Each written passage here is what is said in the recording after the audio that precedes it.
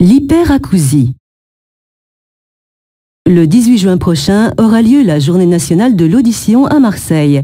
Au cours de cette manifestation, de nombreuses associations tenteront de sensibiliser et de prévenir le grand public des risques encourus par le niveau sonore de certains concerts, spectacles, salles de cinéma ou dans certaines discothèques.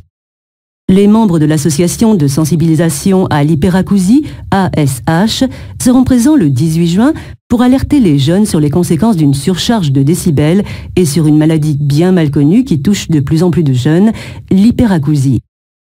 Cette hypersensibilité aux bruits les plus ordinaires a des conséquences désastreuses pour l'individu qui en souffre. Des sifflements ou bourdonnements d'oreilles intempestifs, appelés acouphènes, ou plus grave, une surdité. En outre, les symptômes de l'hyperacousie indécelables et mal connus ne donnent droit à aucune prise en charge par les organismes sociaux. Et pourtant, l'hyperacousie est évitable. C'est pour cela que les membres de l'ASH, pour certains victimes, ont décidé de faire la chasse aux décibels en créant l'ASH. La nocivité du bruit dépend à la fois de l'intensité du son et de sa durée. 2 heures passées dans une salle de concert à 100 décibels présentent le même danger que 10 minutes de marteau-piqueur à 110 décibels. À ce niveau sonore, les cellules ciliées de l'oreille se froissent. L'oreille siffle, semble cotonneuse et ne récupérera toutes ses facultés qu'au bout de quelques heures. Si l'oreille est confrontée trop souvent à ce genre d'exposition, l'audition se détériore. Une exposition longue et répétée à 90 décibels, comme dans un orchestre symphonique, peut par conséquent entraîner de graves dommages, allant parfois jusqu'à une surdité irréversible. La surdité, par son coût, vient aujourd'hui en tête des maladies professionnelles.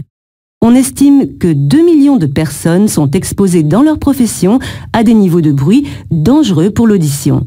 Routiers, musiciens ou ouvriers du bâtiment présentent un déficit auditif moyen de 20 décibels. Plus de 2,5 millions de Français souffrent aujourd'hui d'acouphènes. Un excès de décibels provoque aussi des effets sur le cœur et la tension artérielle, engendre des troubles du sommeil, diminue les défenses immunitaires. Une loi fixe le niveau sonore maximum des concerts à 105 décibels en moyenne. Et pourtant, cette limitation peut avoir des conséquences dangereuses pour l'oreille et l'organisme. 30 minutes d'exposition à 105 décibels peuvent provoquer un traumatisme auditif. L'association de sensibilisation à l'hyperacousie milite pour qu'une mise en garde systématique soit faite à l'entrée des lieux fréquentés par les jeunes pour les avertir des risques encourus.